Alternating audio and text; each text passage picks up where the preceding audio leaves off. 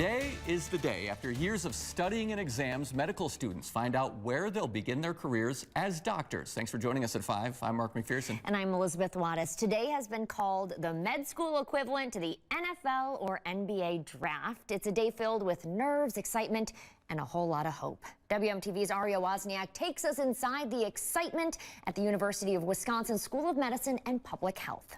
Yes, for the students I spoke with today, Match Day isn't just about where they'll train, it's about where they'll be making a difference.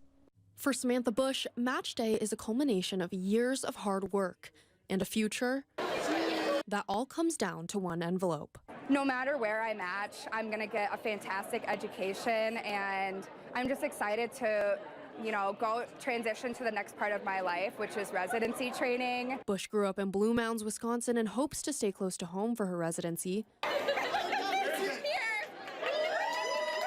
Driven by a passion to serve her own community. I have a lot of family here, a lot of friends, and a lot of both personal and school-related connections.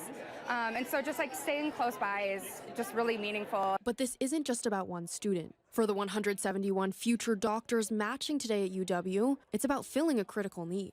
We know that we have gaps in our physician workforce, and those are at risk of increasing if we don't continue to train physicians and put them out into the workforce. Bush says her journey into medicine started with a service learning class. I was working with a child experiencing homelessness, and that was at the moment where I really kind of found my passion for medicine and working with underserved individuals, and really just learning how I can best support folks who are experiencing poverty.